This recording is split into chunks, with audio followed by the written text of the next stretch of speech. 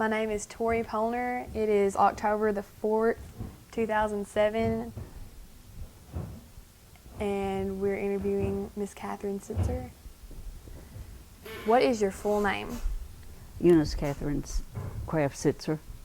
Were you named after anyone? No. Where were you born? Florence, Alabama. On what date? August 14th, 1916. I'm 26. Did you ever have a nickname, and how did you get it?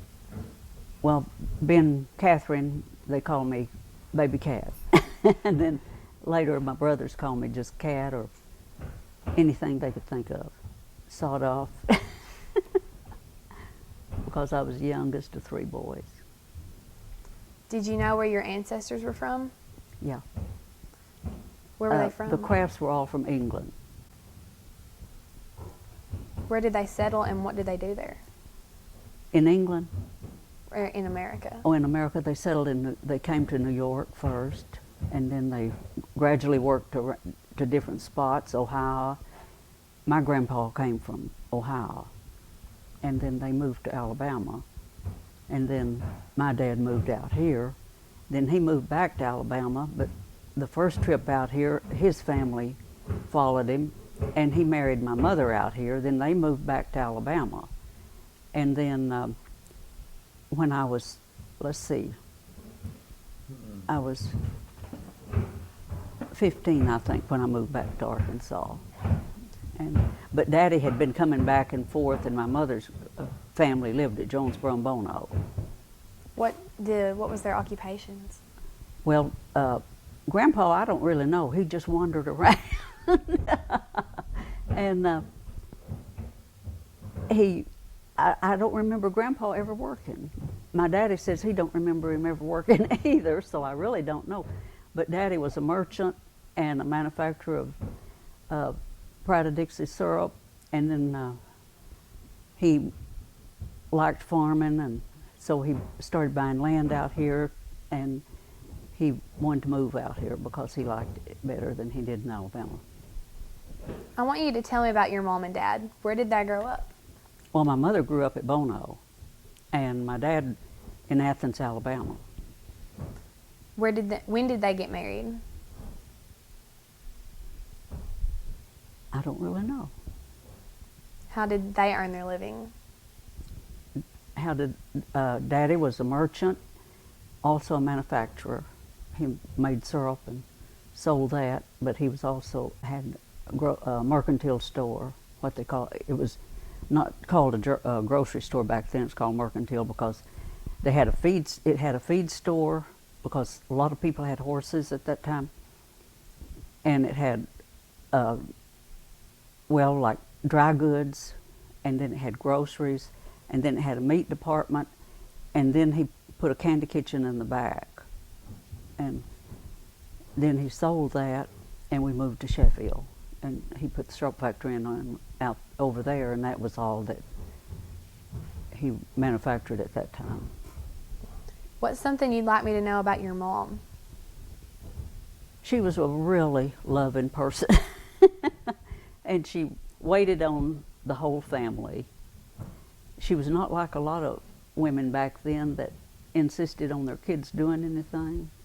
You just had to volunteer to do it, and then sometimes she'd say, "Oh, I can do that for you." And she was just that type of person. Can you tell me a story about her? Well, not really, except that later she got Alzheimer's and got in bad shape before she died. What's something you'd like me to know about your dad? He was always busy. He was kind of like Leonard. He always had something that he was doing. And if nothing else, sitting on the step watching them farm. And he loved to hunt, but he didn't like to kill anything. He liked to just walk around the duck pond and watch the ducks. And Leonard said, pick up the cripples. But he loved to just go out and sit in the woods on a stump. He said he felt closer to God at that time than any other time, and he said he could pray better there than he could anywhere else. So he just enjoyed outdoors. Do you remember a good story about him? Well, mostly just those things. Mm-hmm. What are some important things you learned from your parents? I think love. Loving my children and putting them first, I think was the main thing. Tell me what you know about your grandparents on your mom's side. Oh, Papa Dacus, we called him Papa. He was one of the most gentle people. He could make anything. He had a shoe repair place. At one time they'd had a store in Bono. Then they sold that, and he had a farm down in what they call the Bottoms, but it's not far from the highway there at Bono now. But at that time they called it the Bottoms, and I know when I would go down there when I was a kid, I thought I was going to the end of nowhere. And I think Old Blaze, the little train that used to would go up by there, but where his farm was. But then by the time that I knew anything about it, it had already quit running. But it came down here to Wiener to the sawmill. There was sawmills across the bow, and it would pick up stuff there and then go back up to Jonesboro and Bono. What about your grandparents on your dad's side? Well, my grandmother was already dead and had been dead for a long time. And my grandpa Kraft, he never had a home after that he called a permanent home. He just went from son to daughter. He had one daughter, 4 sons. And he would go and he'd just get tired of staying at one place and he'd go somewhere else. And Daddy said he did that, but he had money. I don't know where his money came from, because he started, he had a son-in-law that he started in the banking business, and it was Citizens Bank at Jonesboro, and Grandpa furnished the money for him to buy Citizens Bank, and then Sterling took his brother in, and they had Citizens Bank. So I don't know where Grandpa got the money, but it must have been legal, or he couldn't have bought him at the bank. What were your grandparents on your mother's side's names? Dacus, And your father's side? Kraft. And your grandparents on your mother's side did what for a living? Did what? What did they do for a living? Well, what I was telling you, that he farmed some, and he sold that. Well, they kept the farm till he died. Grandmother Dacus sold that after he died. But he also had a shoe repair place and there at Bono, and he did carpenter work, and he worked at the gin. What was their house like? Well, their house was real. He had built it, and it was not of it. It was made out of rough lumber and then covered with clapboard, and it was small. And Grandpa, of course, after my grandmother died, which I never knew on that side. They lived up north of Bono in a big 2-story house. But then she died, and he started his wandering around. How many kids did they have? Grandmother had 5, and Grandpa had 5 too, I guess. Okay. What do you remember the most about them? Well, Grandpa coming up to our store in Alabama, I can remember this so well. One day I was sitting out in front, and I was about 6 or 7 years old, and here he came with a suitcase, and he would just appear from nowhere. And I said, "Grandpa," I said, "where'd you come from?" And I said, "Did you just get here?" And he said, "Yeah." I said, "I saw this butterfly," and said, "I thought, well, I'll just start following it," and said, "It just came here, and here I am." He was good at that. Do you have any other memorable stories about any of your grandparents? Well, my granddad Dacus, one time we couldn't make the Christmas tree stand straight, the top one to lean over, So he just got some staples, and it was a tall tree, and he tied a cord to it and tied the tree top to he nailed a nail in and tied the Christmas tree to the ceiling so it'd stand straight. And then we had to put a table under it, a short one. What about your brothers and sisters? Well, now Hollis, if he was here, he could tell you a whole bunch of stuff and would never hear a word that you said. He was a real fast talker. Griffin was right the opposite, and Hollis couldn't be still for 5 minutes. And Griffin could sit in one spot for hours, and Runt, he was busy trying to keep up with Hollis when he was young, and then after he got older, you couldn't keep up with him. How did you all get along when you were growing up? Well, the older brothers and I got along pretty good, but because one was 10 years older and one was 12 years older. But Runt and I were 2 years apart, and so we fought. And one time he was about 12, I guess. Then you didn't have to have a driver's license, and he started driving by the time he was 10. So he and some friends of his found this old Model T and didn't have a motor in it, but they bought it with, I don't know, $5 or $6. They were going to make it over, and they found a motor in the junkyard, and they didn't have enough money to buy it, and they told me that if I'd let them have some, I had saved some money, and I could also get more money out of Daddy than Runt could. So I got enough to let them have it and go get their motor, and they said, now anytime you and the girls want to ride with me, you can ride with me. And so as soon as they got the motor to where it was working and the tires on, they took off without me. So that night when they parked it out in the driveway, I got a butcher knife and cut the tires off. So then they had to scrape and get the money and put some more tires on it. But from that time on, if I wanted to ride, they let me ride because they knew sooner or later I'd do the same thing again, I guess. What did you do together for fun? I guess that was fun. We also had a houseboat out on the Shoals Creek, which was above Wilson Dam.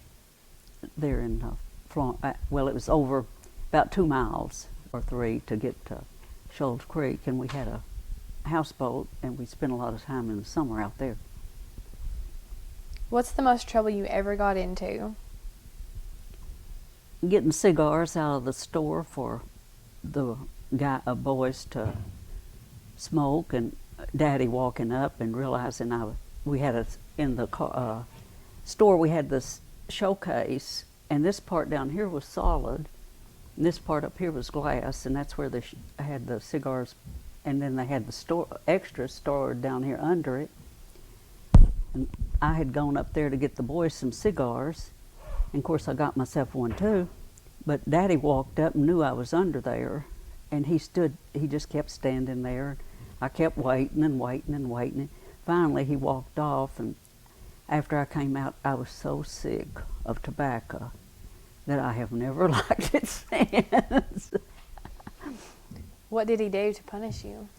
Not anything. That was punishment. As a matter of fact, he never said anything about me ever being in there, but he knew it.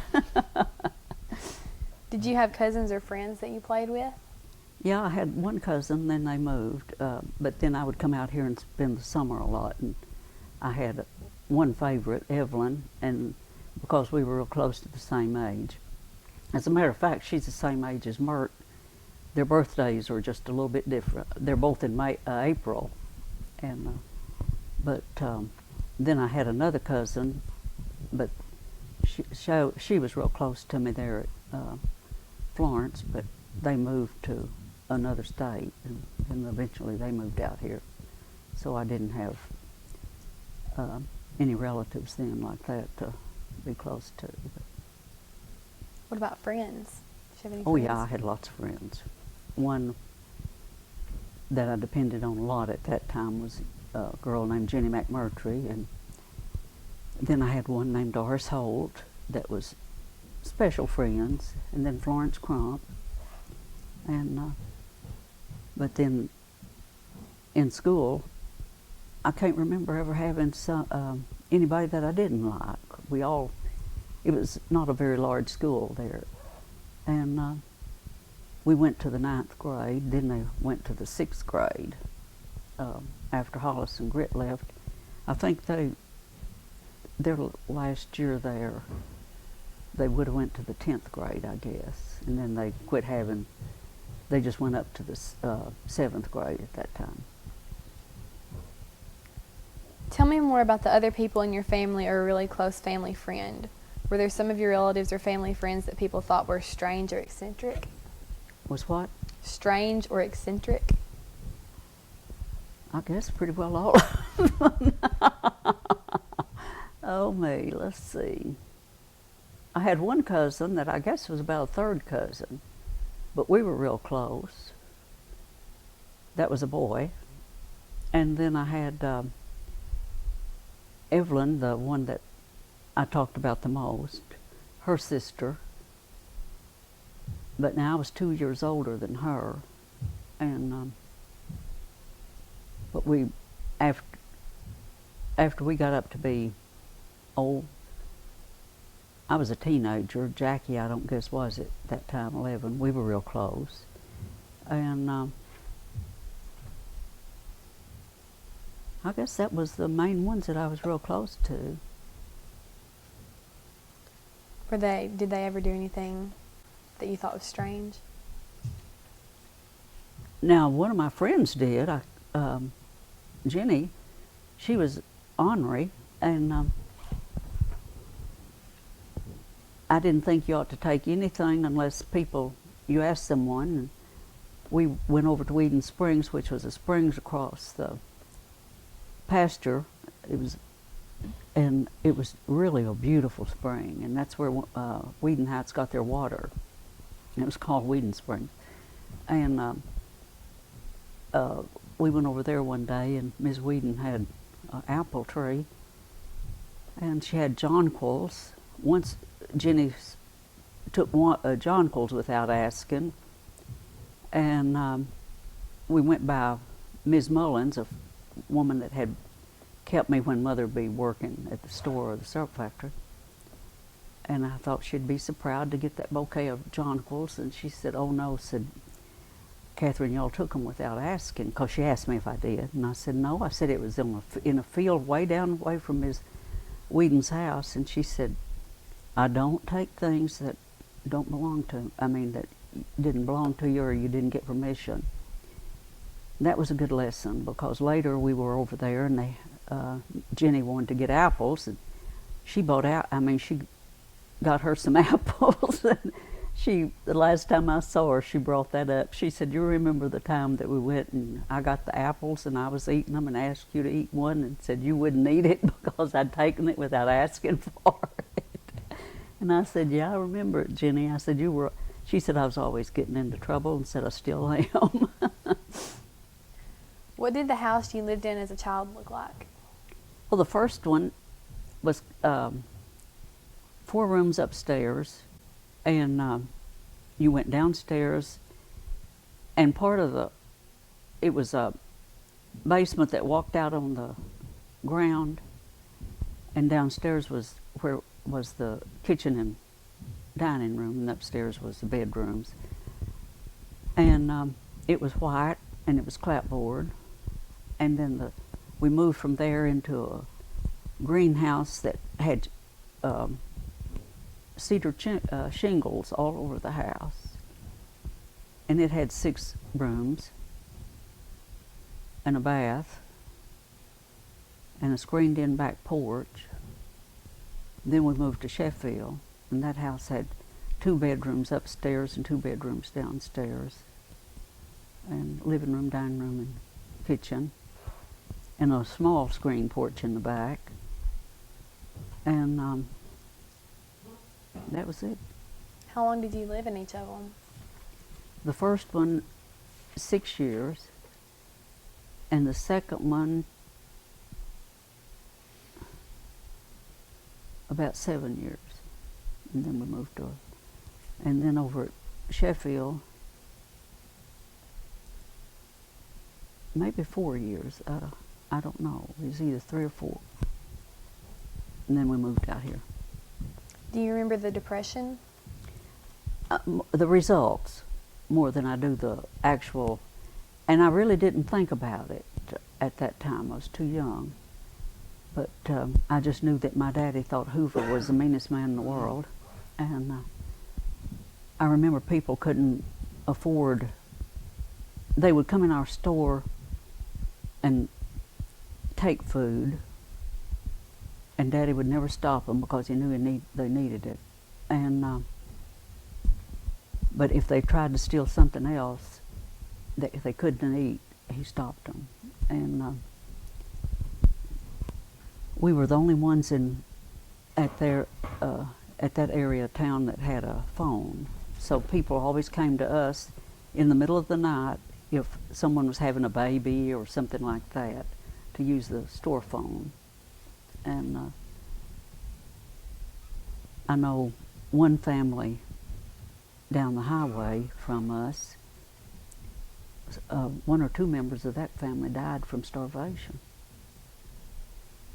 And that was something that really impressed you, to think that somebody had died. They were too proud to beg or too proud to ask you.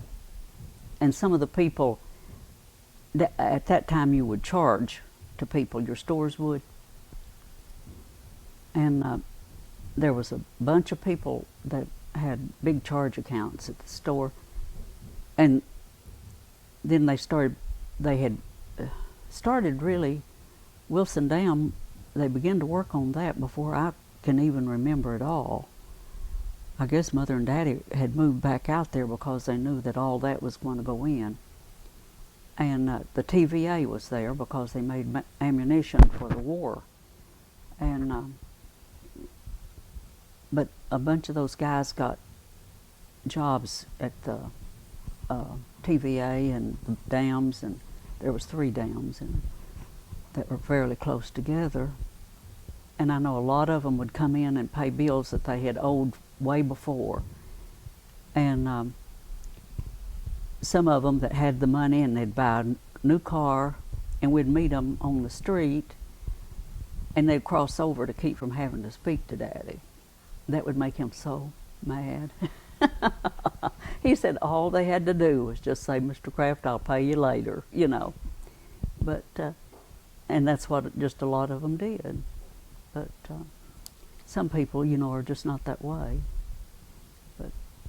And that was it. And the big thing for recreation was going to the movie. We had 2 movies in town, and one of them was The Princess. It was the most expensive. The Majestic had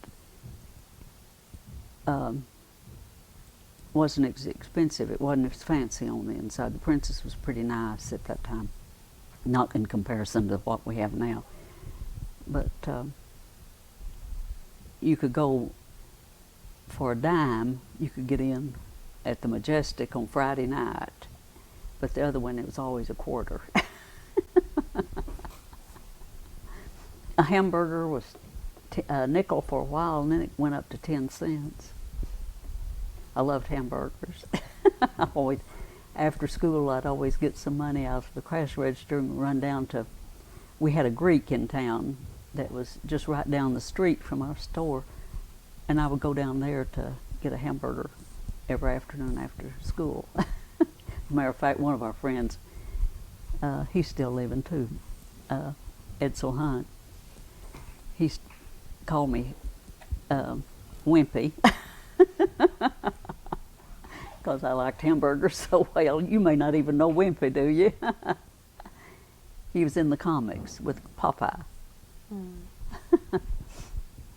Popeye ate spinach, and Wimpy ate hamburgers.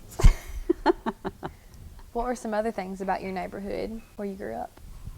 Well, the guy that had the restaurant, he was a Greek and had come over from Greece. And then on the main street in Florence was 2 Greek restaurants. But now, the one that was where in the area where I lived, he married a girl there at it was called Wheaton Heights at that, and he married her, and he began saving up his money to get his dad over here. His dad wanted to come over here. He didn't have any family over in Greece any longer.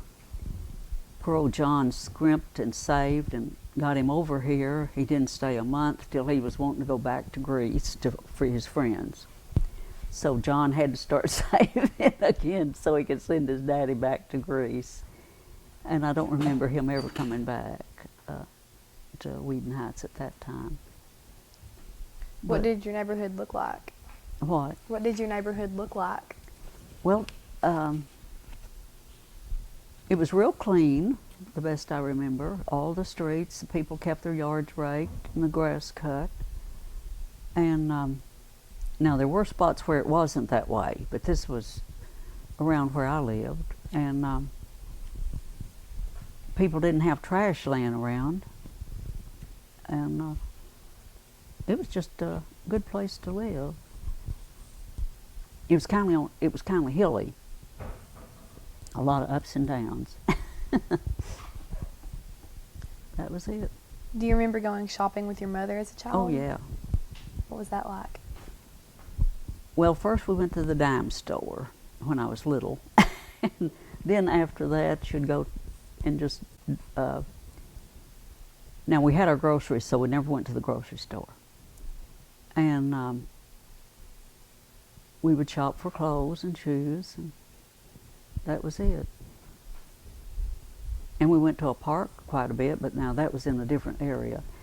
And then they had what they called Cypress Creek that was out from Florence, and it was real cold water, but it was a real good place to go swimming. And it had a picnic area, and we went there for picnics and things when we didn't want to go out to where the houseboat was. Did you ever get to buy anything for yourself? Oh yeah. Like what? Well, toys, and then when I got about 9 or 10, I started getting my own clothes. They would let me pick out my clothes. Can you remember any stories your older family members used to tell?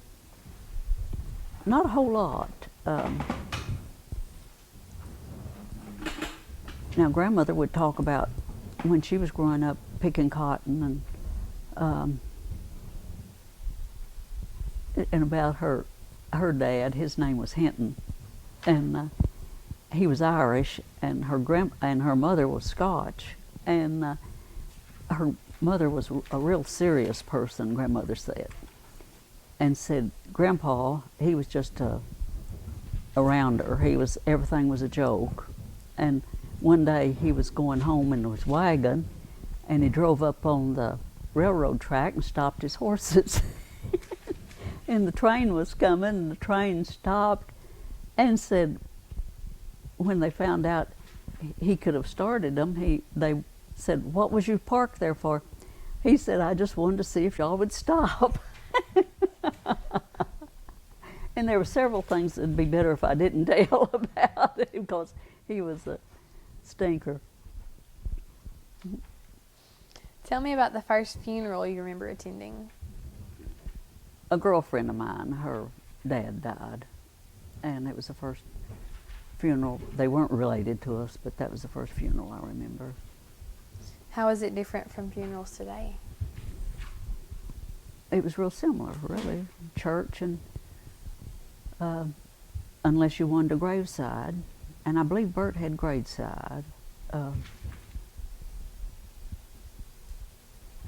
And I know it was, but that was the second dead person I saw, and that affected me. I really liked him. The first one I had seen, I was glad she was dead, because I didn't like her. She was mean. It was a woman that lived 2 doors up from us. And she had grandchildren, and she was just really ornery to other children. Just her grandkids is all she'd run you out of the yard and just be real tacky. And so back then, if somebody in the school grandparent or parent died, they would let the school out, and you could go. One of our teachers got the bright idea to take us to see a dead person. I don't know why, but anyway, we went, and some of the kids was crying because, oh, just think, Christine and Dorothy's grandmother was dead, and I stood there and looked at Ms. Gray, and I thought, oh, woman, I'm glad you're dead.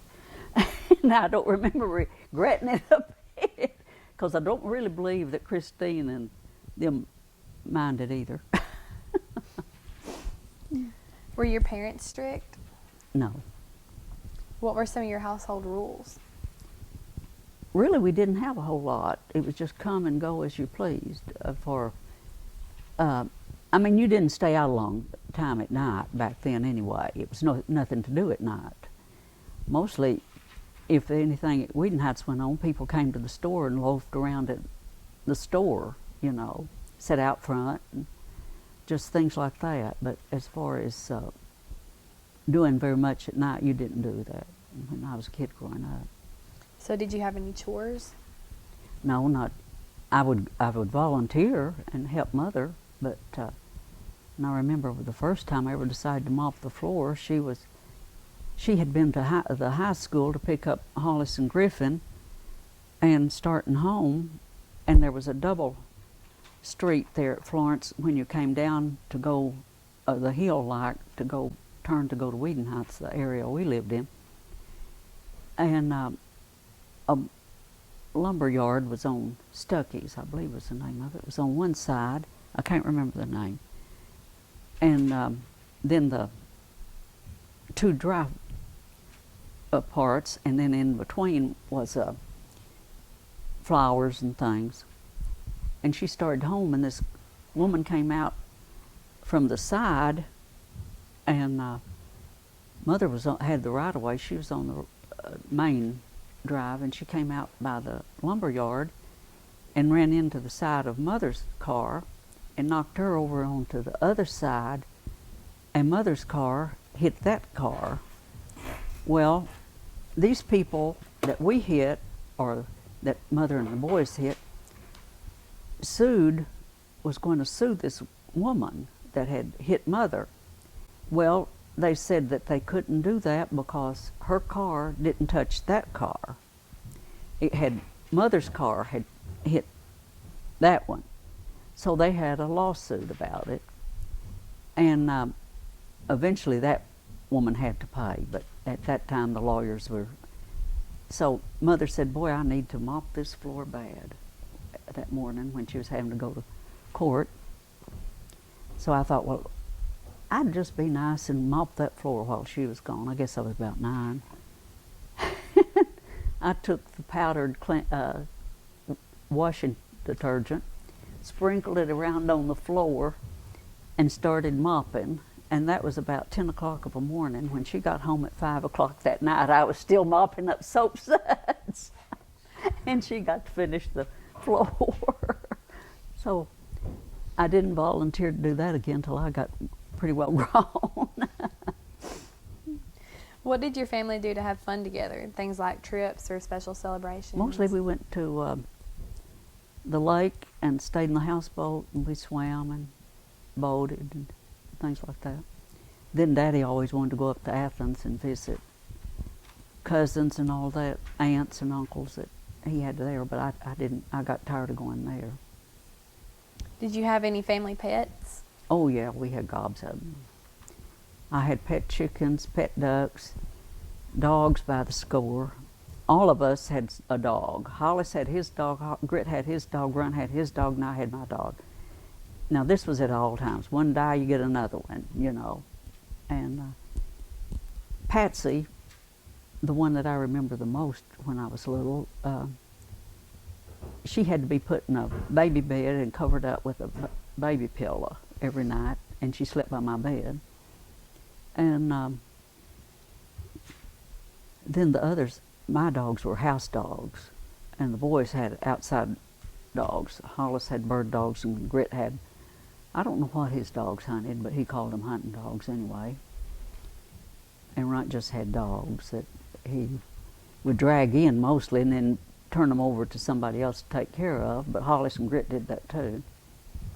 At one time, we had 13 hound dogs, 2 females that had pups at the same time. Mother said, I feel like the dog woman. She'd go to the store to get groceries, and she'd walk, because it was just about a block and a half. And it was on an incline, and she said, here I come down the hill with that pack of dogs following me. They were Daddy's. He loved to possum hunt and coon hunt. And we'd go on, we'd hunt at night too. Mother and Daddy and Runt, we'd go hunting, and some of the boys' friends. I don't remember ever taking any girlfriends. I liked the boys better because they were around more. And one night we were out in the woods, and Daddy, you could take him out, and Lauren said, I don't know how in the world that man ever went to the duck pond without getting lost in there and never getting out. I said he gets turned around quicker than anybody I've ever seen. So we were out hunting, and we couldn't find our way back to the car. We wandered around. Finally, we all just sat down by trees and built a fire and told stories, and one thing another, kind of dozed off. And it began to get light, and the car was just right out there by a cornfield. But it was funny. What medicines or remedies do you remember as a child? Well, a lot of people had what they called itch. And the one I remember the most had sulfur in it. And it was red, but it would turn a yellowish orange on you. And it stunk terrible. And Mother never would put it on us because she didn't like to smell it either. And we were kind of lucky we didn't get it, but everybody else nearly had it. I don't know. Daddy said he had it, but he was bad to get everything anybody else had. And I think he just started itching and started scratching because they'd come in, and we sold drugs in the store. And but now there were a few things you had to go to the drugstore for. But we had Paragarc, which has to have a prescription now, and a number of things that you would have to have a prescription for now. But then you didn't. And some people got addicted to Paragarc. One woman did, and she would come in the store and back up to it and get it, and then slip out with it. But and gypsies would come through, and it was a open place across from our store that had pine trees, and they would camp in those at the pine trees. We'd go over and play with the gypsy kids, and they all wore these long dresses, and they had inside pockets. Well, Daddy would search all of them as they went out of the store and start taking stuff out of their pockets. And a lot of times they would come in and they would leave jewelry. They would pawn jewelry to him for things that they wanted. They'd be on their way to Louisiana. Then they'd come back through, and Daddy'd tell them he'd keep, they'd ask him if he'd keep it till they came back through. Well, I remember there was just one ring that was left all the time. And 2. One was a wedding ring, the other one was a ruby. And those 2, they never did come back for. I don't know if that person died, or what happened, but ordinarily they'd come back in the fall or the spring, whichever it was. They'd go one way, I guess to Louisiana in the fall, and come back up through when they'd go back up wherever they went. But we loved playing with the kids. And I like looking in their tents. They had a weird smell, the tents did. They smelled like stale smoke and some kind of incense or something. I didn't like to go in them, but I liked to just walk by the door and see what it smelled like. But outside that, I can't think of anything that was real unusual. Can you remember a time when you or someone else in your family was very sick or hurt? I was real sick when I was little. I had a heart problem, rheumatic fever, and people would come in. I was just 3, but I can remember people coming and standing by the bed and listening to my heart, and the doctor coming, and then having a doctor from Birmingham come up, a baby doctor that was specialized in hearts. But a lot of it I can't even remember. My temperature was too high. And of course I was young. When you were a child in elementary school, what was your school like? Well, it was kind of fun. 2 of my teachers I really liked. My 3rd grade teacher I detested, and my very first teacher I detested. She was crazy. They dismissed her at midterm, and her husband had her committed, thank goodness. But then she got better later, but after he had her committed, he was the principal, and Miss Davis. But now her husband I loved. He taught 9th grade. And she would, if you made a real good grade or if you made a bad grade, she would send you over and you'd have to show it to him. Well, I made a bad grade in spelling. I never could spell. And I was crying because I hated to, well, no, I wasn't crying then. I went over and I was really embarrassed, and he wouldn't even let me show it to the kids. He set me on his lap and he patted me. He said, "Let me put a little water in your eyes so she'll think that I really got on to you." So he put drops of water in my eyes. And I love that man. He was so sweet. But man, I don't know how he lived with her as long as he did. But anyway, then I had another teacher, and she was my 6th grade teacher. And no one really liked her, but I did. She was real strict on you. She made you learn. And if she had not, I would have had a hard time transferring from there to Sheffield. And she was really interested in the kids learning. And a lot of the kids just detested her, but I really liked her. And later I saw her and would see her at different places. We were on a boat that would come up to Sheffield on the river, the Tennessee River, and we'd take excursions up and down the river, and she was on it one day, and she said, "I knew you would make high school." Said, "I knew that Doris," that was one of my friends, said, "I knew she'd get married." She married when she was about 14. And said, well, she told Doris, she said, "You'll never make it through school." Said, "You'll get married." And I wasn't interested in boys as dates, but I love playing with them. I'd rather be with them as to be with girls. But I think that was the reason, partly because I had those 3 brothers that I thought I wouldn't want to live with. But the rest of them, when they got up in their teens, they got boy crazy. And then another thing that happened at that time, after we moved to Sheffield, our house was, Sheffield was on a river bluff. And our house was about 3 blocks from where the Coast Guards had moved in because of the war going on and the dams being there and the defense plants and one thing and another. And we'd go down to where the Coast Guard, well, we went down there a lot anyway because it was a good place to wade and swim. But the Coast Guard boys started walking past our house a lot, and I met several of them.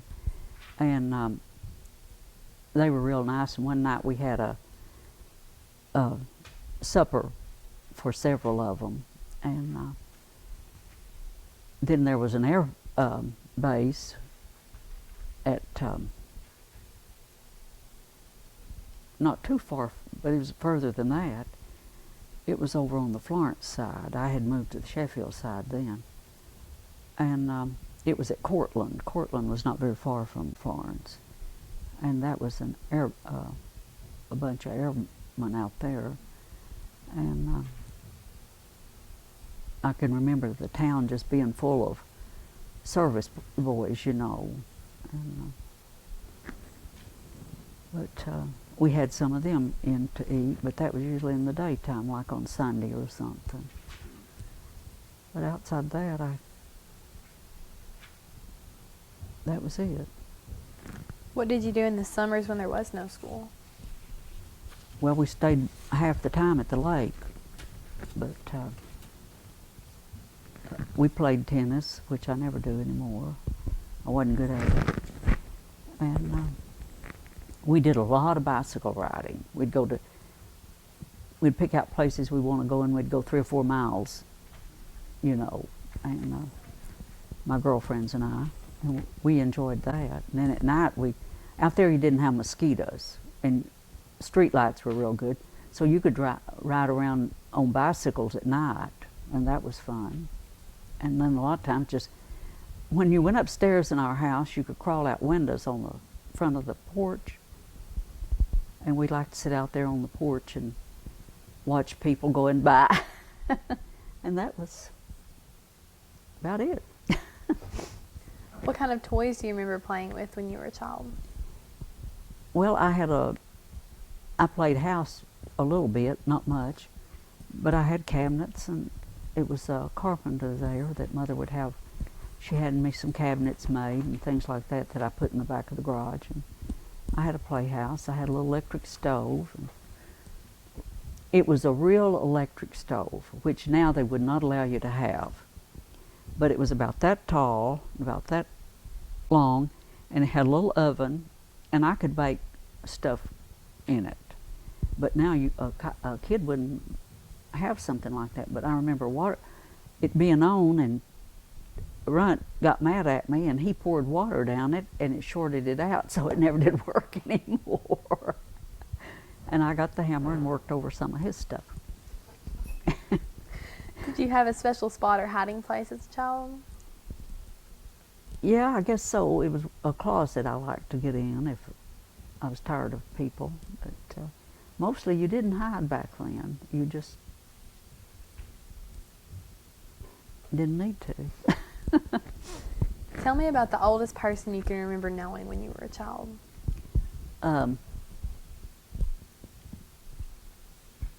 We called her Grandma, and she could tell you about Civil War things.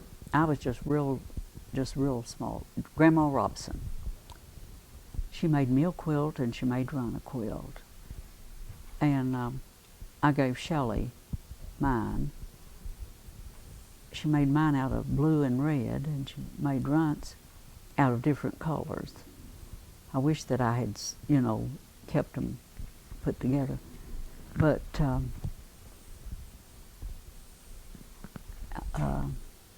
she used to tell you about the Civil War. And she was just a little girl when the Civil War was going on. But I think sometimes when you're that young, you hear stories that other people tell you, and then you remember those to tell, and she did. And Mother and Daddy really thought a lot of Ms. Robinson. She was one of the first ones, Mother said, that came to see her after she moved to Alabama and was so lonely. But and we'd go visit her as long as she lived. She moved up in the hills where she'd come from. I guess it may have been in Tennessee where they moved. But we'd go up and visit with her. Do you remember hearing any stories about Joe Bruner? No. Well, just from Mammy Gregory, a few things, just about, because that had already passed and everything when I moved out here. But Mammy Gregory told about him beating his kids and all that stuff. Some people have mentioned that there was a clan in the Weiner area years ago that dealt with matters such as chicken thieves. Do you know anything about that? No. Now, I remember the Ku Klux Klan being in Alabama when I was a kid. They had even, when Daddy moved back out there from out here, they came and asked him if he had wanted to join this club. Mr. Leach was his name. He came and asked Daddy, and he said, "Come to our meeting." And Daddy went and said, well, heck, when he got out there, they were dressed in white with white hoods on. You didn't even know who they were. And he said, I told Mr. Leach if the guys didn't have guts enough to show their face, I wasn't joining it. So he got in his car and he came home. That was the last of the Ku Klux Klan. But now, they were horrible. they killed a person even after I can remember, a black man. Over what? For what? I have no idea. I don't think they even knew. They just wanted to kill a black man. The Ku Klux Klan was a horrible, horrible thing. It shouldn't have been allowed from day one. They were real secretive, though. A lot of them you didn't even know belonged to it. Tell me about a friend you had when you were a child that you really, really liked. Well, I guess Jenny and Doris Holt. Not counting Evelyn, my cousin. Because Evelyn was my favorite. And then I had another one named Florence Crump. She was really, but she moved early when I was about 10, I guess. So, and that was about it as far as my real close friends. What were some things that you liked to do together? Well, the same things that I've been telling about. It would just be those. Tell me about a child that you remember you didn't like. Well, I can't remember one. Oh, I guess I can too. I didn't care for one Greek girl that moved in. I didn't care for her because she was always bragging about what they had and what they were going, And I didn't care for another one called Peggy Dowdy. She had a pony and she was real spoiled. And she was always wanting me to go to the store and get her some candy. And I got tired of that. But she was bearable, but not just my favorite person. And then another one, when I changed schools and was going to one in Florence, it was a teacher's training school.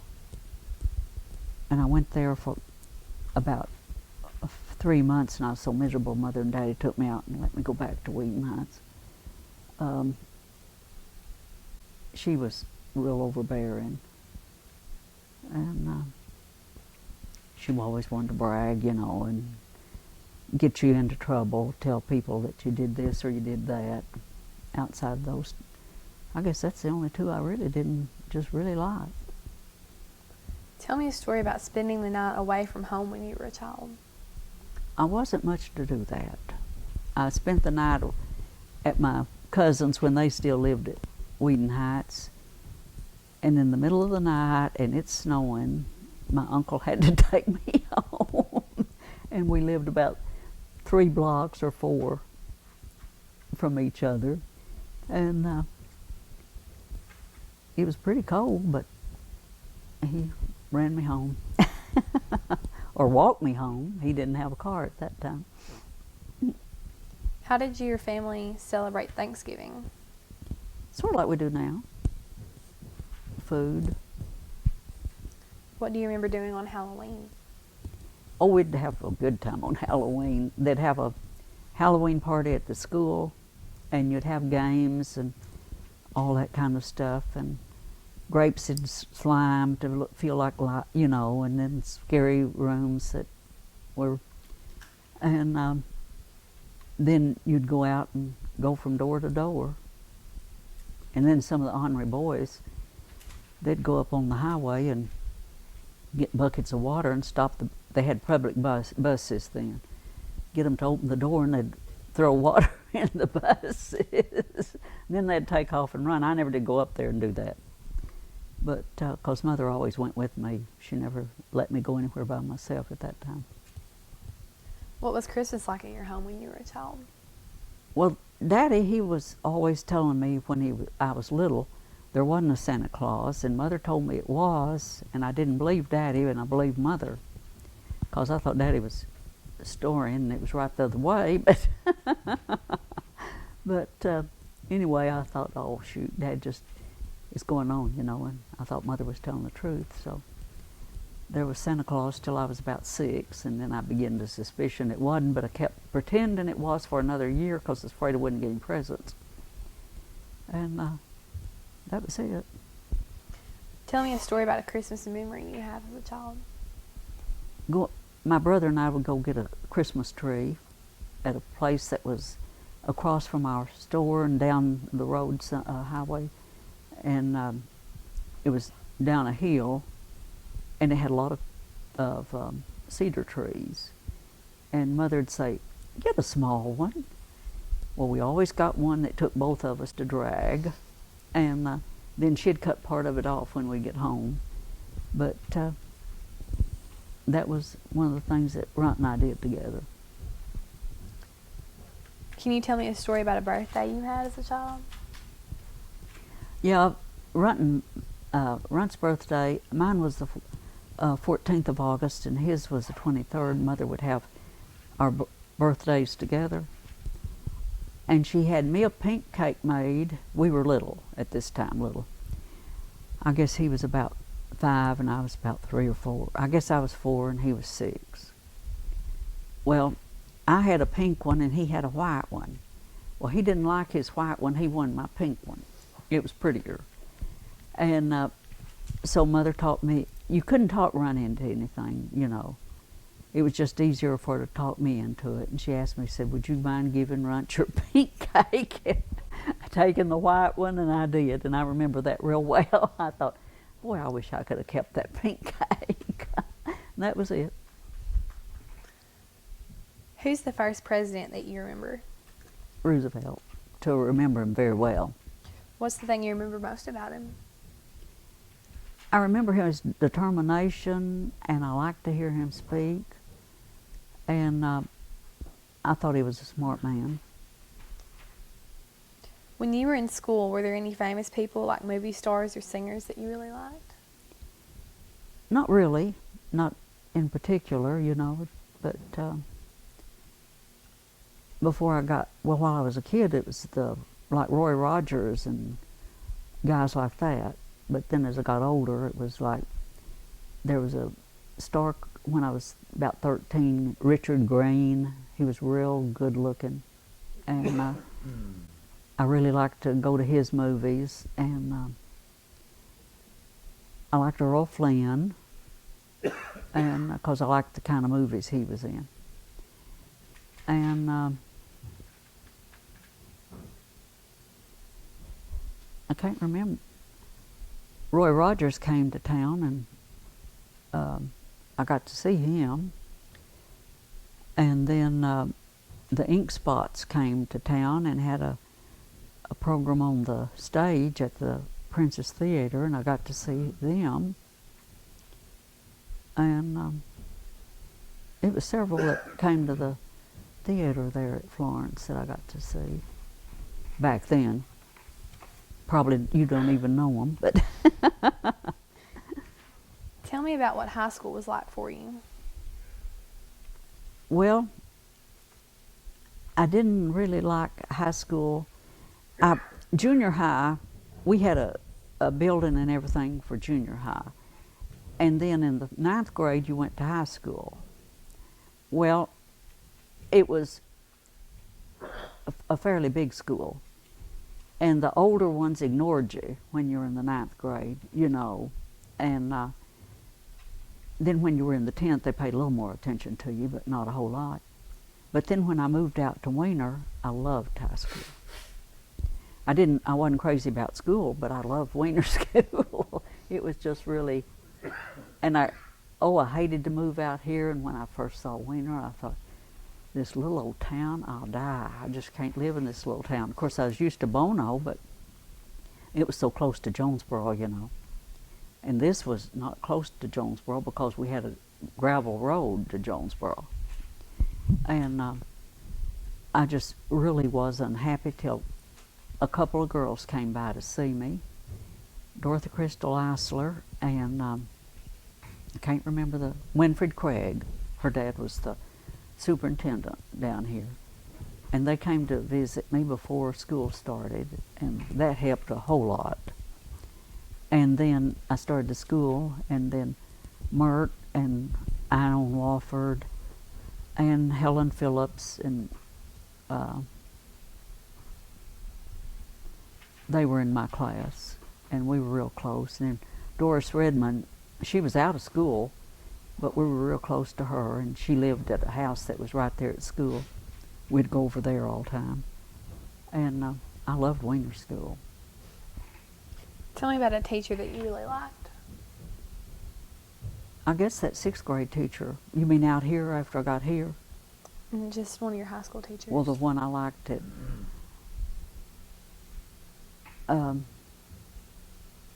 She taught me history. Oh, pooh, what was her name? She was really, really pretty. She had these real blue eyes and real black hair. Leonard, what was her name? You knew her.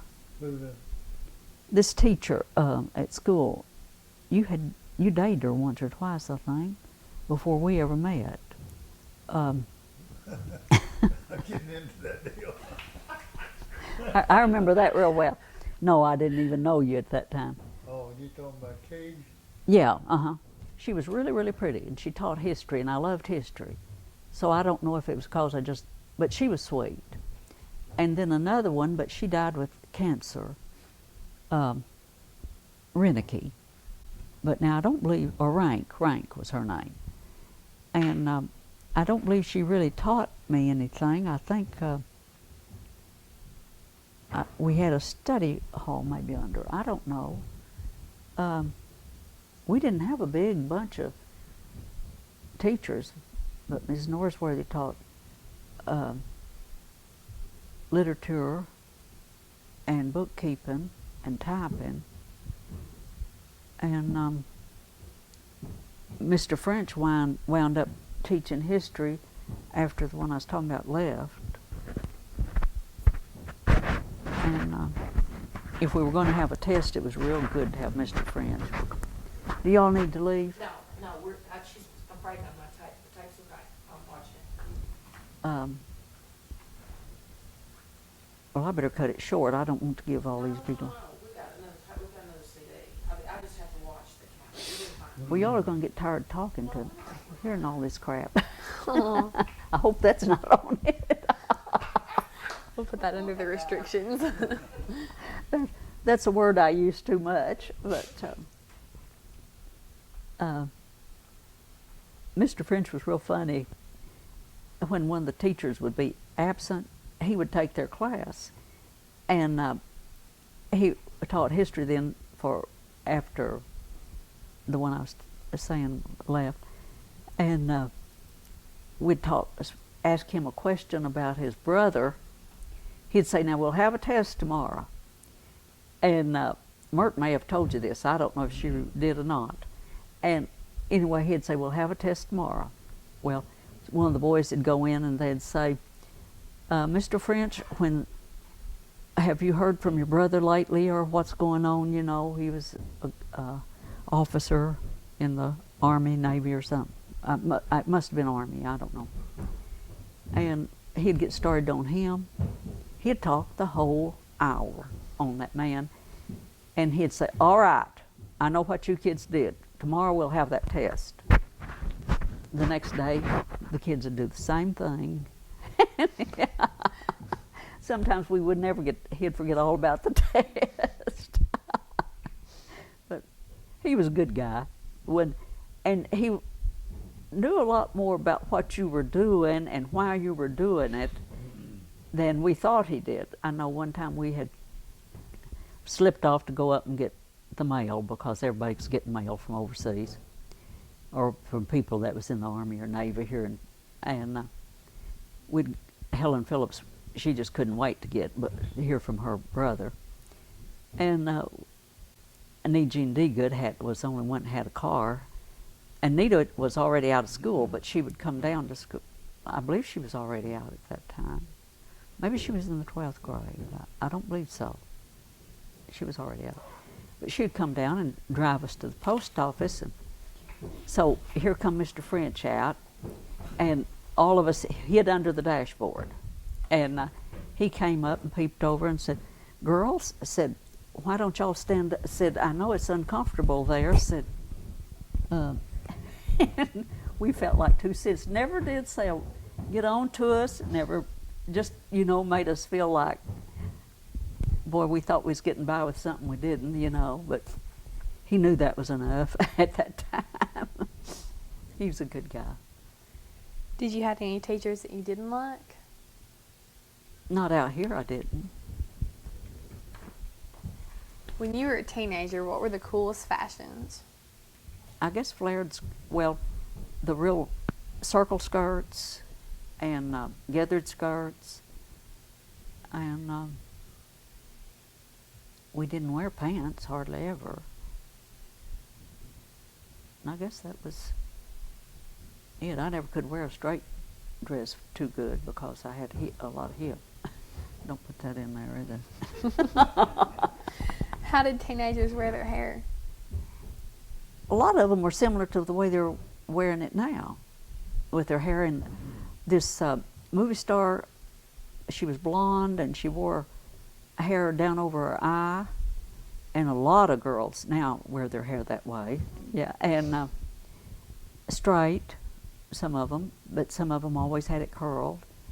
And in the summer, I had long hair, so in the summer a lot of times I braided mine across the top of my head because it would be so hot. But then we rolled it and wore it curly, or, you know, the bottom. But actually, the hairdos haven't. Well, they change and then go back, change and go back. But I don't think we had any at that time in class that wore the real short hairdos that people are wearing now. Do you remember having a favorite outfit? I think it was a jumper that had embroidery on the. That was me. I accidentally rubbed that. But I can't think of any outside that. Okay. Now, I want to ask you about your social life when you were a teenager. What were some of the most fun or wildest things you and your friends did? We didn't do a whole lot of wild things. I could tell one on Mert that we went to a picnic, but I'm not going to do it. She would just have a fit. I think you need to tell that story. That's my mom. She's talking about. Yeah. I think you need to tell that one. Mert would have a fit. We went on a picnic. Did she ever tell you I about it? don't go on and tell it, then I'll tell you. No, I'll tell you when we take this thing off. Well, what about fun things? Well, that was, Seth Kiefer had a car that would hold several, and, well, it probably wouldn't have held them, but we piled up. And we'd go places in it sometime, and then JB had a old car that we would ride around in, and then sometimes some of the kids would get their parents' car or something, and then later, Daddy bought a Jeep, and Mert and Martha Ezel and I, we'd run around that Jeep quite a bit. And the first time I ever ate cottage cheese was at Mert's mom's house, and I had seen cottage cheese, but I had never ate cottage cheese that had been just fresh made. And her mother, Ms. Walker, was a really good cook. We went over there one day to eat, and she had cottage cheese, and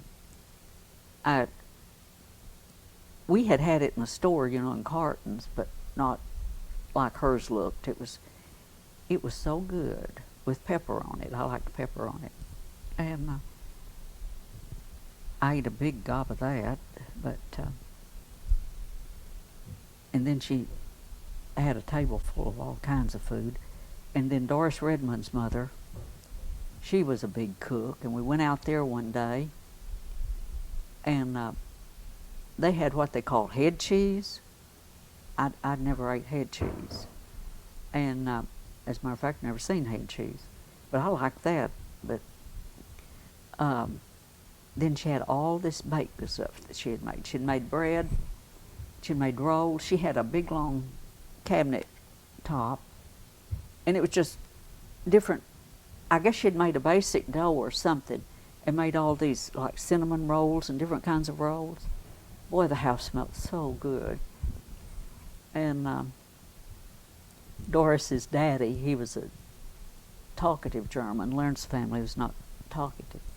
Miss Sitzer would. But anyway, Mr. Redmond, he would talk your ear off. And Doris said, "Now don't let Daddy get you cornered or we'll be there for hours." Well, I started talking to him because he was so much fun to talk to, you know. He was a lot of fun. And when we got out, Doris said, "I told you not to get him started." I can't even remember now what it was we talked about, but he was a funny guy to talk to. Did you have a curfew? Well, I knew that I better not stay out too late, but I did at times. But we knew we'd spend the night a lot of times with Need Jean because she could sneak in better than the rest of us could. I guess Mert told you about the nights we stayed out all night and all the flats we had. Boy, that was a doozy. You can just make that up twice.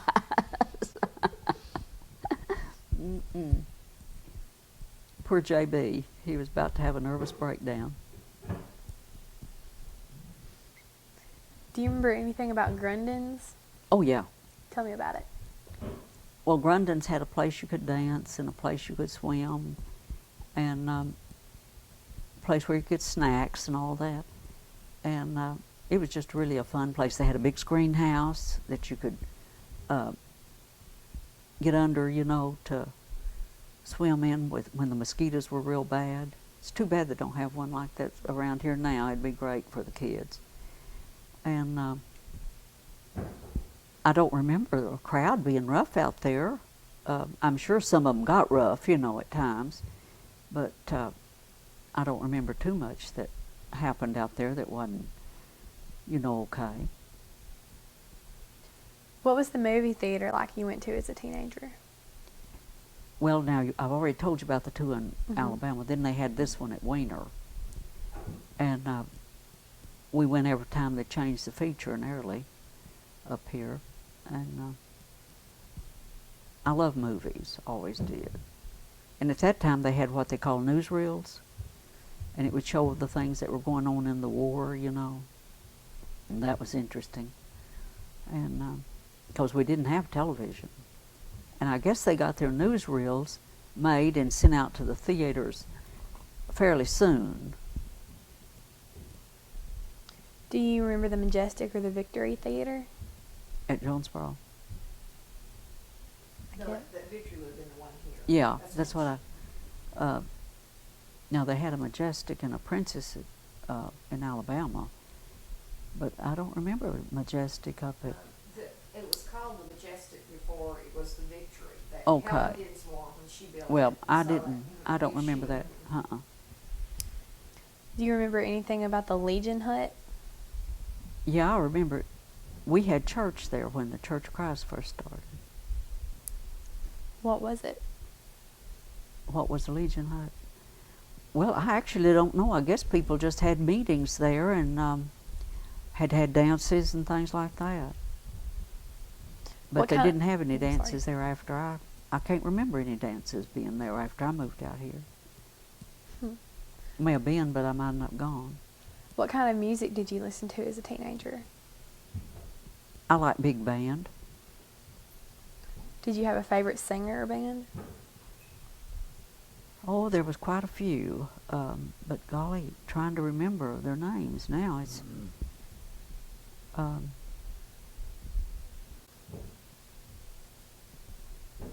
I like Rosemary Clooney later for a female.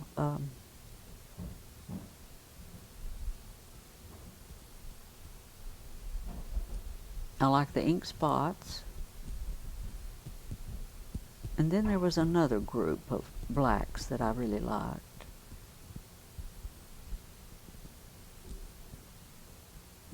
There were several I liked, but it's been a long time. Do you remember having a favorite song? A favorite what? Song? A favorite song? Yeah, I guess so, but I can remember having songs that I really liked, but I can't think of them right now. Oh, I like Blueberry Hill. That was one of my favorites and I still like it.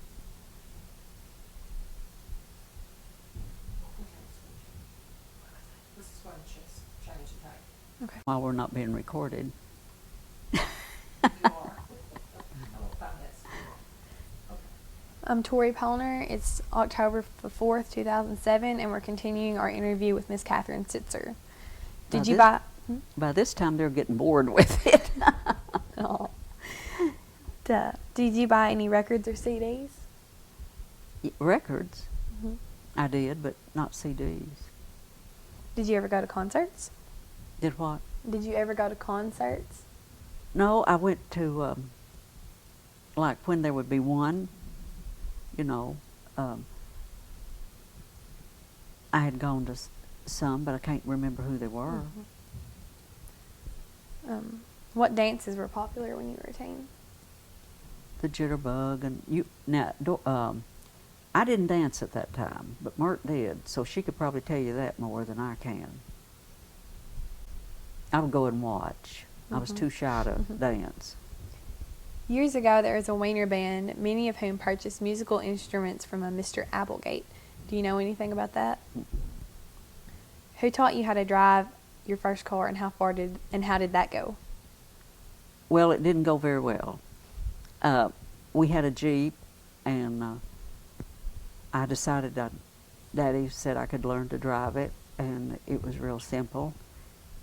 And I drove it, and I was doing real well. And one day we were uptown, and it was night, and they were having the movie. It was Saturday, and they also had an ice cream place right there by the theater, and then they had D. Good's store on the other side. And I was driving down it was gravel, and Bill Freeman ran out between two vehicles and fell in front of the Jeep. And I stopped just about that far from him. The Jeep scooted too, you know. And I started shaking and crying. It scared me so bad because I thought I'd really hit him, but I hadn't. And I remember there was 3 guys sitting there. One of them was Mr. Street, and then 2 other guys was standing there with him. And I couldn't drive. I said, Mert was with me, I believe, and maybe Martha Esel. But I said, I can't drive, and Mr. Street and this other guy said, Katharine, it wasn't your fault, just take on off. Said he shouldn't have been running out between 2 cars and all that. Well, I thought, I will. And I shook so hard I couldn't even hold on to the steering wheel. So I think it was Mert that drove us on home. And it took me a long time before I would even try to drive again. And then when we moved over to the farm, I thought, well, this would be a good place to learn to drive out in the field. But I still didn't like it. I was always constantly holding myself up like this, trying to see what was right there, you know. And so I quit. Tell me about the first car that you owned. I didn't. My mother and daddy had one when I was just a baby. They had a Model T, I guess, when I was born. I don't know. I don't remember it at all. The first car I remember was Willie Snide. And you probably don't even know what a Willie Snide is. But you can go up to that automobile place on, where are those, Leonard? All those cars. Up on Pettigene, I believe. And they've got a Willie Snide, or they did have. I guess they still have. Tell me about someone you admired or looked up to when you were young. I guess it was a black lady. She was a school teacher at Florence, and her name was Sadie Hawkins, and she was one of Mother's best friends, and she taught school at the black school. They had a nice black school there at Florence, and she and one of her sisters were both teachers there. Their mother and daddy were dead, and their aunt and uncle raised them. And there was 3 sisters, Desi and Sadie. Sadie was the one that was a really good friend, and Dora, and then Aunt Emmer, and we called him Uncle something, but I can't remember what his last name was. But Sadie would come down every day and help Mother get running off to school. And when they'd have something at school, there at the black school, she'd invite us to go and see it. They had some of the best productions. It put the white school, it ought to have made us ashamed, because there was one big white school. That was the normal that I didn't like. And they would make the most beautiful costumes out of crepe paper. And they had this one that everybody was supposed to be a flower in. And they could sing so pretty. And I really liked Sadie. And of a morning when she'd come around, would say, "I'm not letting Sadie wash my ears because she hurts." And so I always let Sadie help me get dressed. And she would help with our lunches and everything, and then she'd go home and go to school to teach. And she came to our house every day, sometimes twice, when she'd maybe come back when she'd get off from work. And if she was having a vacation or something, she spent a lot of time at our house. And she helped us with schoolwork. And she eventually married and moved to Birmingham. Mother really missed her, and I did too. But they were real. Her family had it was a real nice home. And it had been left to her uncle and aunt by a white family that had them working for. Well, actually, the house was built back right after the Civil War. Had the prettiest gardens and everything, and they had kept it up so pretty.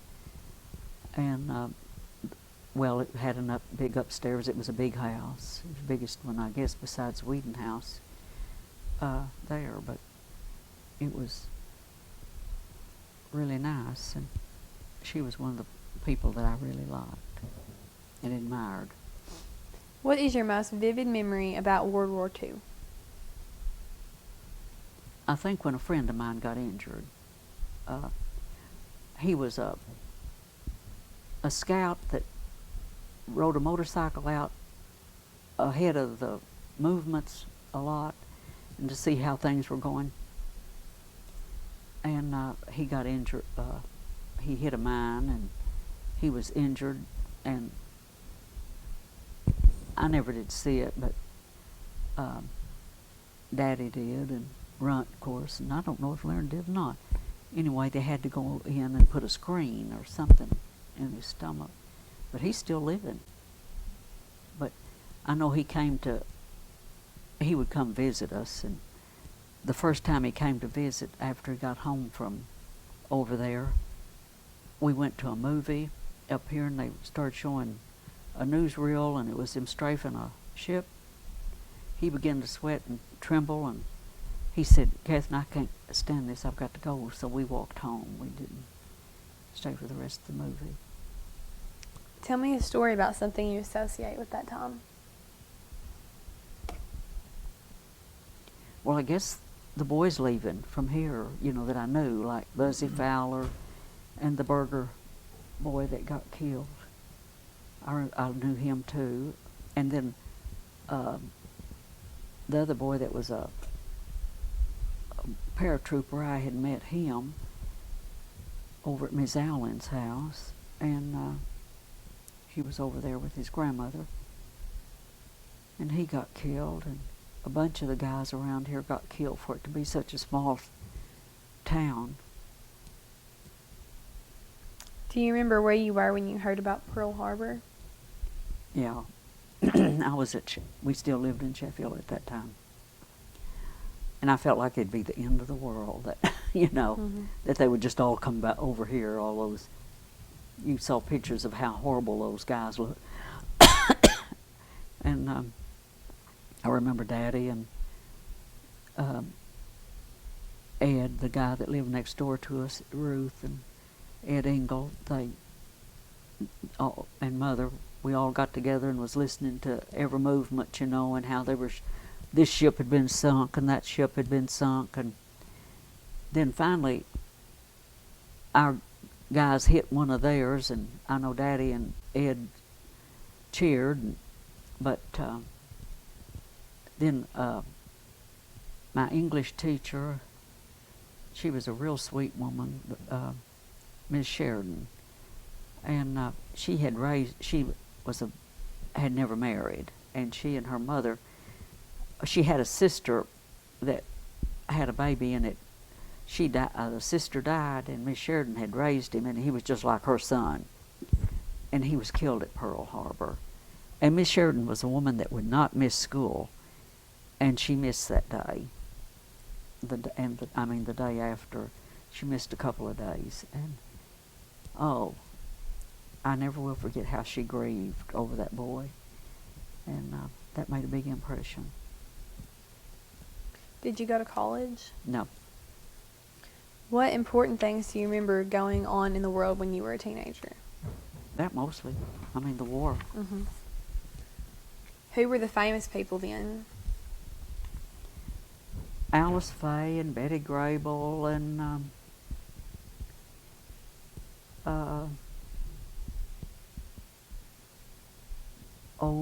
his name was what was his name? He was orchestra leader that was married to Betty Grable. Something James. Of course, Roy Rogers was famous, and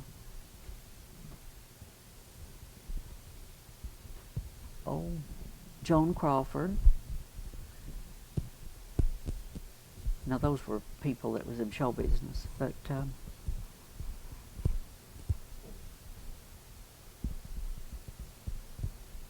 as much as I went to the movie back then, I should be able to think of a whole bunch of them, but I can't. Who had a big influence on you when you were a teenager? I can't really think of one person too much.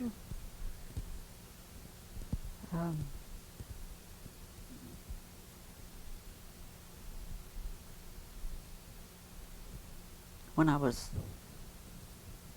real small, a lady that babysat with me when Mother would be working, but after I got up older, I can't remember being influenced too much by an older person, you know, except family. Tell me about an object you have other than photos that's very important to you. A what? An object other than photos that's important to you. Photos? Other than photos, anything besides I started photos. to say, heavens, I don't hardly have all my photos are favorites, but I guess one thing that I've held on to is it's a cake plate and serving dishes that when I was a kid you could get at our store. If you bought a big amount of one thing, they would give you a gift a lot of times, the salesman would, and they gave Mother this. You can look at it in there. It's a leaf. It's got colored leaves in it, and it's real important to me because it was hers, and it's been. What did you do after high school? I worked in the grocery store, and that was it. And I quit there and went to work in the dress shop, and that was it. Because living here, you know, I had to have gone to Jonesboro. Tell me a story about something that happened to you at one of your first jobs. When Mr.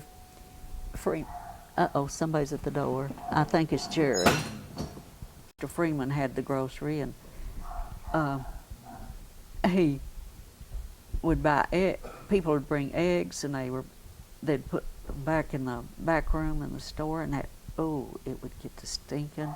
We'd have to sit back there and sack those eggs. And then another thing, when he first bought it, it was, you undid a bolt of cloth and there was roach bugs all in it. we never saw so many roach bugs in our life. Every night we'd have to sprinkle this blue stuff that kill roaches. The next morning we would sweep them out by the shovelfuls. Mert ever tell you that? Oh boy. I don't know. I guess I hate bugs. And I remember those two things sort of bothered me. How did you meet your husband? Well, really, he had been home for a while, and Daddy already knew him real well, but Daddy had never mentioned him, and I guess if he had I wouldn't have paid any attention. But one day Myrtle and I was coming across the railroad, and Leonard was going the opposite direction, and Mert said, I always kind of thought he was nice looking. And I said, well, who is it? And she told me, and of course his mother and daddy, when they built out the house, if we'd have been that close when I first moved out here, I'd have met him probably. But he had been overseas, and he was home. I've forgotten when he said he came home, but anyway, it was 2 or 3 years after that before I met him. And then I was walking home from either the movie, I believe it was from the movie one night, and he stopped and asked me to ride, and I said no, I didn't know him. And I was afraid, I'd just seen him, but I wasn't getting in the car with no stranger. And so he said, well, come on, I'll drive you home. And I said no, and I wouldn't ride with him that time.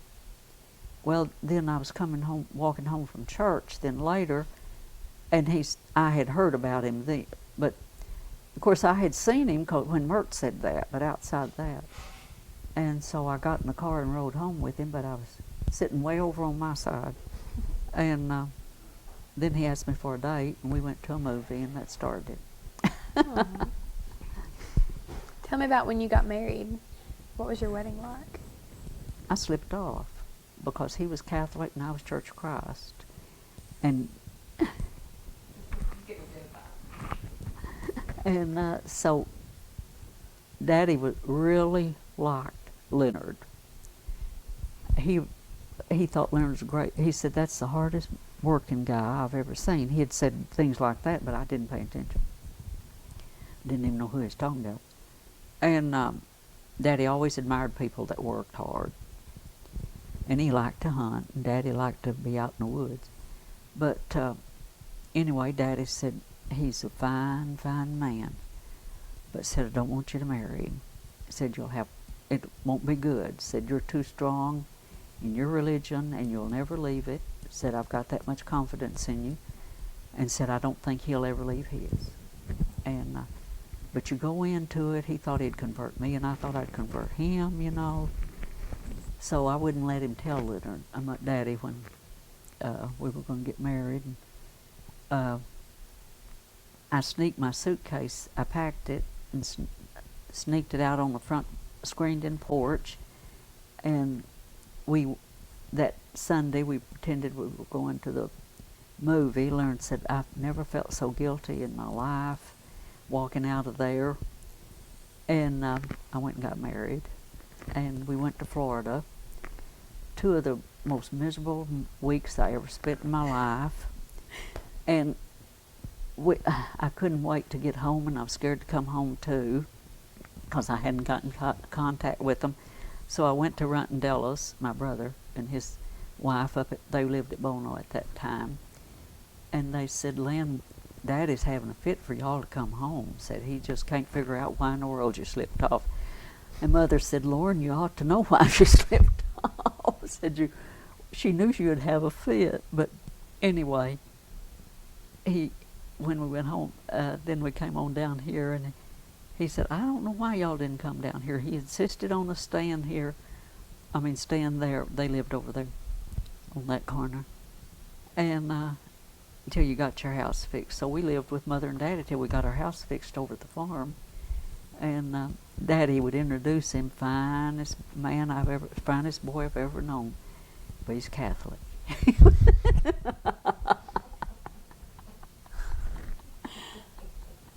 So how did that religious thing go over? Fine. It It was okay. He was 9 years older than me, and so he was mature enough to face up to anything. Of course, he really liked Daddy, and Daddy, I think, liked Leonard better than he did any of his kids. Probably me included. I don't know.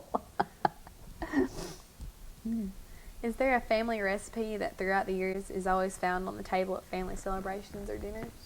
Not really. We have turkey and dressing every time, and sometimes ham. But I fixed the turkey and dressing all the time till the last 3 or 4 times, and Nikki wanted to fix it. I love her dressing anyway. So she started fixing that, and I always fixed everything else. Then Shelley got to wanting to bring something, and then Reagan wants to bring something, and Reagan makes the best sweet potato casserole. So we always are happy when she brings that. But she brings other things too, but boy, I love that. Now she's got we ate down with her and Just not too long ago. Justin fixed steaks, and she made this recipe with broccoli. It's about broccoli casserole, and man, is it good. Tell me about something that you have that has been passed down through your family that means a lot to you.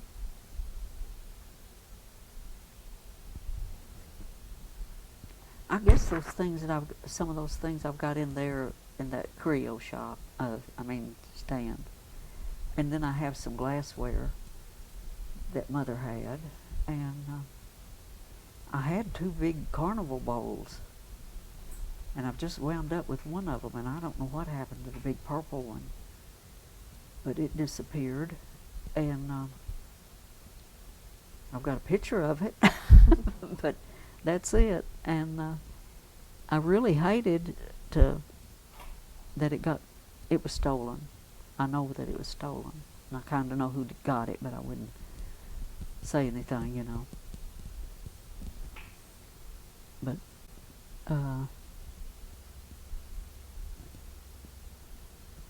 the purple bowl was Grandmother's before it came down to Mother, but I guess that's about it.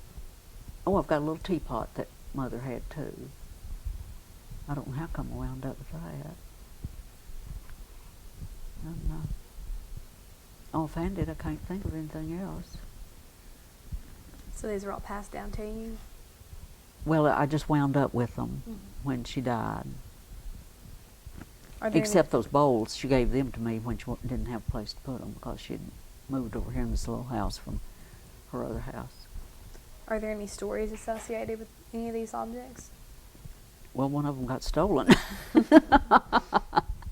And one was it was Grandmother's, and then it was Mother's. And now the orange one that I've still got, Uncle got it at a carnival, and he brought it in, and Leonard Kraft, it was Daddy's brother. He had come out to Alabama and was spending the night, and there was a little carnival down the street from the store, and Leonard won it at a tossing something, I think, and he brought it in, and he said, "I'm going to leave that thing." He said, "I don't want to take it home." And so Mother said, "Well, I'll keep it," and so she kept it.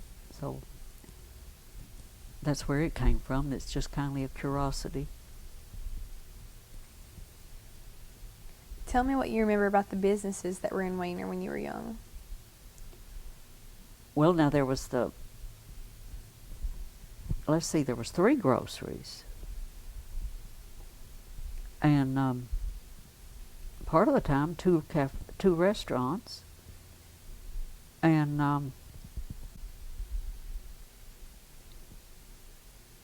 the ice cream parlor, it had been a drugstore but then it but now it was an ice cream parlor when I first moved here. The Bryants owned it. Then a druggist got it, and then he left because we didn't have a doctor, wasn't here. And there was a TV place for just a little bit, a repair place. And of course there was the bank.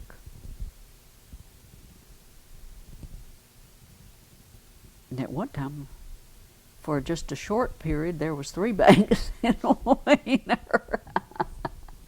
And it was kind of funny. At that time, I think we had 1 grocery store and three banks. Spoke well of Weiner anyway. But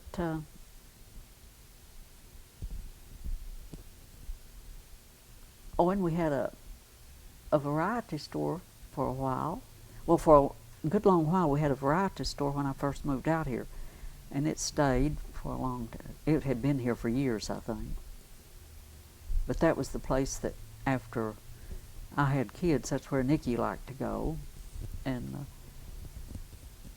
my brother's kids, they loved to go to Sophie's. They had everything that she had. And I guess the last toy that I remember real well buying from Sophie, she had this rubber doll, and Tara had one.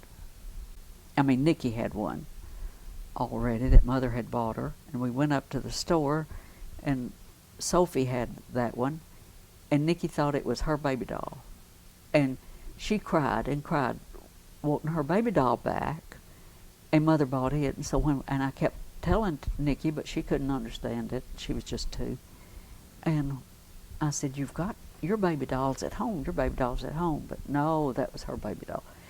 So Mother bought it for her. When we got home, I said, "See, Nikki, here's your baby doll." And she looked at it so surprised because now she had twins. But that was really the favorite place for those kids to go, you know. Do you remember the first town library? Yeah. The one that I knew about. Now, I think there was one before that. Ms. Downing would come to Ms. Allen had a dress shop, and I would work up there in the afternoons, and Ms. Downing would come up and sit with me a lot of afternoons, and I belonged to a book club, and she belonged to one, and I loved to read, and she did. And we'd talk about books that we were reading, and she got to bringing me up books that she had censored, and for me to read that she thought I would like, and I would get real tickled now. I was thinking about this not long ago. She would say, "Now, Katharine, this has got a little bit of nudity in it." And it was about these 2 and they went skinny dipping, you know, and they were young, and but it was kind of funny when she brought it up there to me, and but I would take her my books that I was getting through my club, and she'd bring me her books that she was getting through her club. And she said, "You know, I've got so many books," and said, "I bet you've got a bunch." Said, "I think I'll just bring them." Said, "Reckon that corner over there," well, it was there in the shop, we couldn't put a bunch of books in there, so we did. And I don't know if there had been a library up here before that or not, but I would check them out, and then Miss Downing would come up a lot in the afternoon. Do you have any stories about the people who own those businesses, or something that stands out in your memory about any of them? Well, Miss Allen, she would never have a sale, and she would expect me to put it away. There was no way to put it, you know. It was just, she would get new stuff, and she would get some pretty stuff at that time. It was a salesman that would come from this place that sold dresses, and he had some good-looking clothes, but it was so hard to keep them separated from the ones that people didn't want, you know. And but she had children's clothes, and some of them were real cute, you know. But I don't know, she couldn't part with anything. And she moved to where the drugstore was later, and she had more room. But I don't know, that was the only time that I can remember. Do you remember hearing about the Weiner Hotel? Yeah, but it was It was still standing there, but it was just barely standing there. It was just really in bad, bad shape when I moved out here. Tell me I what believe it burned. I'm not sure. I guess it did. Tell me what you remember about the fear of nuclear war and fallout shelters. My brother built one at Bono, and my uncle had one at Bono. They made ideal storm cellars later. And do you want to know how they built them like? Sure. Well, you would go down and you would turn, go straight this way, and then you would turn and you go back this way to get into the shelter part. They said that it wouldn't go in a straight line, so they made the entrances like that. And I guess Jack and Vitrals is still there, and I imagine where Hollis had his is still there. And it seemed like somebody else had one. Maybe,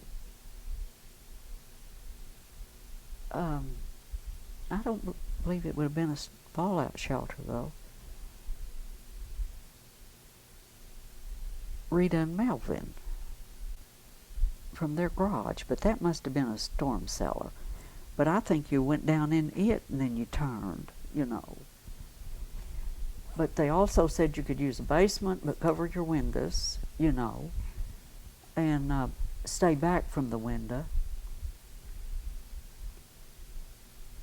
But now those two were the only ones that I'd been in that were really built by specifications of a fallout shelter. Was there bad threat of nuclear war around here? Hmm.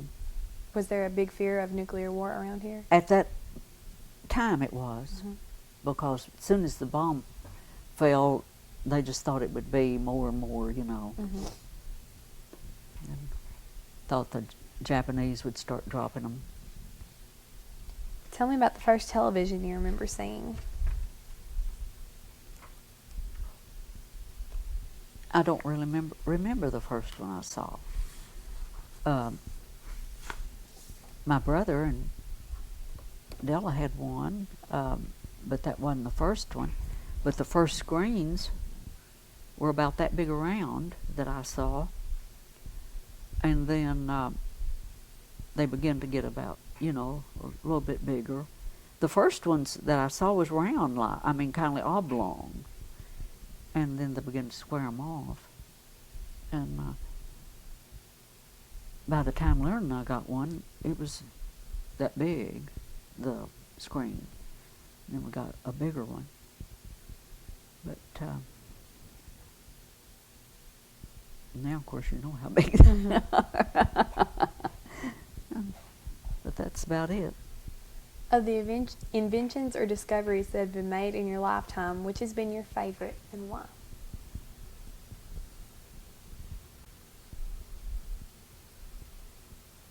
Maybe the CT scan and some of those, because if it hadn't been for some of those, Leonard wouldn't have been diagnosed when he was.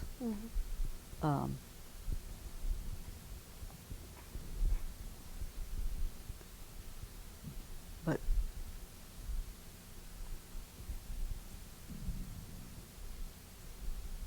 the improvements in the airplane, but outside that I can't think of anything. Is there an invention or discovery that's in use today that you don't like? Well, the atomic bomb, for one, would definitely be it. And I was glad then because I had some friends that was over there, and you get where you want them to come home. And I had two real good friends that were prisoner of war.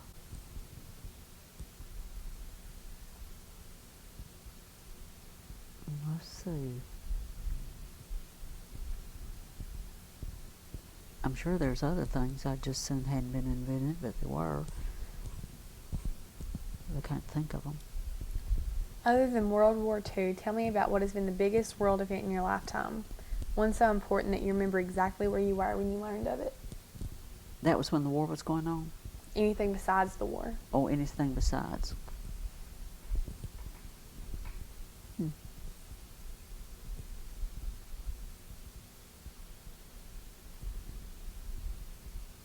sad too. I think my dad dropping dead was one thing that really was hard. I think sometimes if they're sick for a while, you adjust more to it, you know. But when they just are found dead, it's really hard. Although most people don't like to pat themselves on the back, what is something you've done or accomplished in life that you're proud of? Well, I can't think of anything. I hope my stomach's not coming in on that as well. What about all those wonderful kids and grandkids you've raised? Well, now that's something that I didn't think I was supposed to brag about. You should. Well, I definitely do. I have really, really got some good grandkids. I said, I don't have any complaints about any of them. Isn't that weird? And now I've got 3 perfect great-grandchildren. And they're just the sweetest things that's ever happened to me. So that's definitely it. Tell me about the biggest lesson that life has taught you, a lesson that would help a young person live a better life. To be real free with your love for people, I think, is one thing. And especially children. Pay attention to children. I think children really register a lot of it and live it the way that you... I said, don't tell them all the time. Let them see it. I think that's a real important thing. Because some of mine tell me that. So I think it's really an important thing. That is a big, long-winded